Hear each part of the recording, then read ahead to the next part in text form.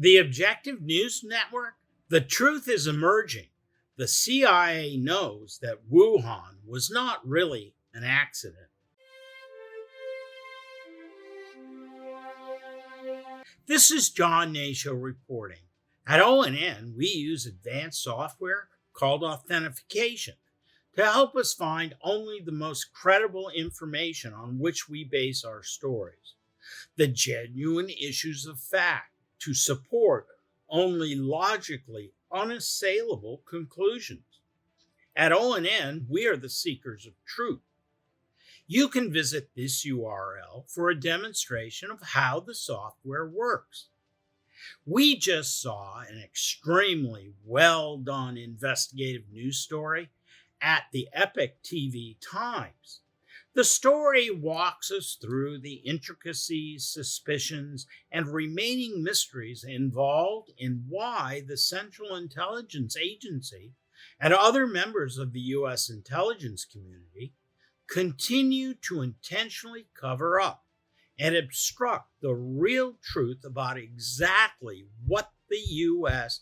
was really doing at the Wuhan laboratory and why we, as U.S. taxpayers, were paying for so-called research and development involving gain-of-function research in China to develop incurable pathogens, and why the U.S. intelligence community so steadfastly refuses to tell us the truth.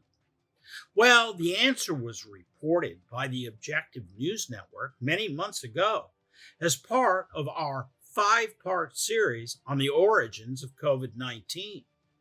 As part of those stories, we relied on a treasure trove of documents provided to us by the Washington, D.C. think tank called the Institute for Complexity Management, or ICM for short.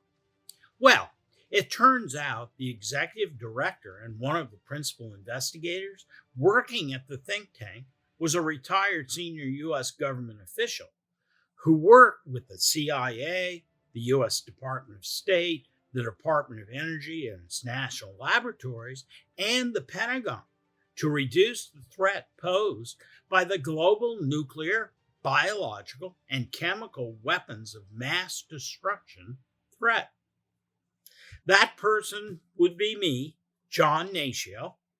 Today, we are going to answer all of the speculation as to why the United States was at the Wuhan Institute of Virology and exactly what the U.S. intelligence community is trying so desperately to cover up.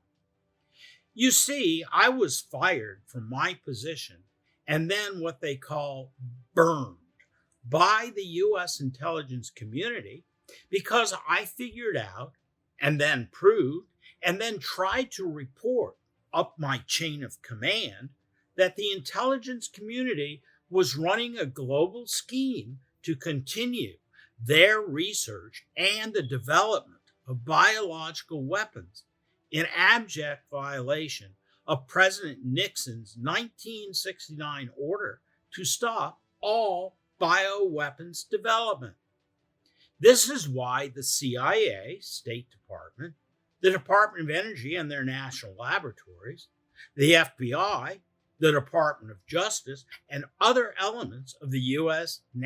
intelligence community continue perhaps one of the largest cover-ups ever against the American people that has ever happened before.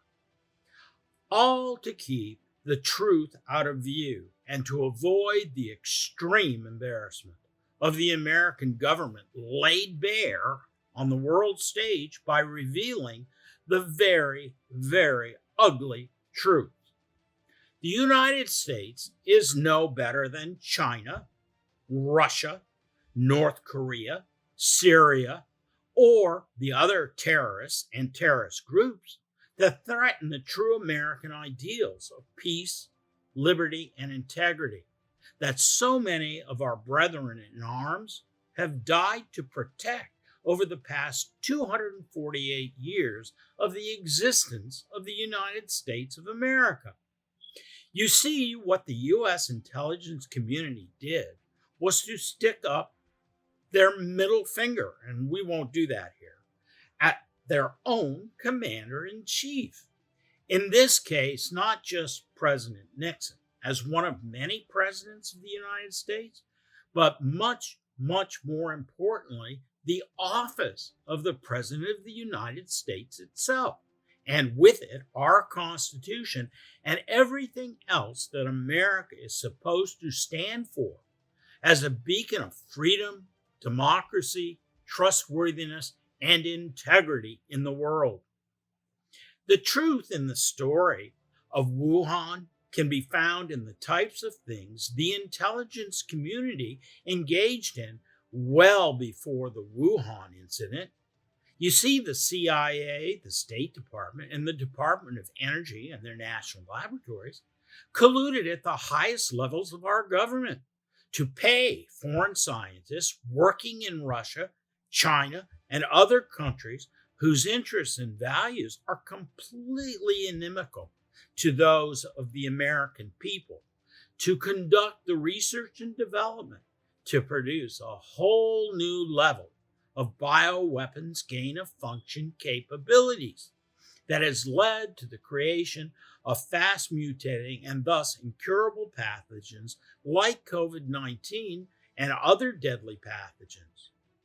So far, COVID-19 has killed an estimated 8 million people across the globe, including Americans. Not only did the CIA, State Department, and the U.S. National Laboratories under the Department of Energy trash the entire notion of following the orders of the President of the United States and our Commander-in-Chief, they wittingly used U.S. taxpayer dollars, our money, to do their dirty deeds and, quite frankly, commit treason.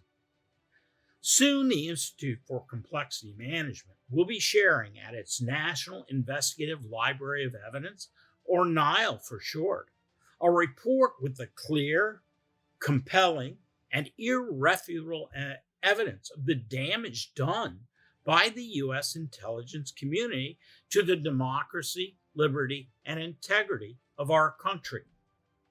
We support the conclusion of the EpochTV news analysis that the time of reckoning for the U.S. intelligence community is long, long overdue. Break the law and you should suffer the consequences you deserve. We agree with the EpochTV Times that what we need is a whole new generation of intelligence leaders whose mission is to keep the American people safe from the dangers of nuclear, chemical, and biological weapons of mass destruction, but certainly not by helping our enemies to kill us using incurable pathogens. This is John Hnatio reporting for the Objective News Network. It is what it is. We hope to see you here at ONN the next time. Tell your family, friends, colleagues, and followers about us, and please subscribe to the ONN News Network. Thank you, and we'll see you the next time.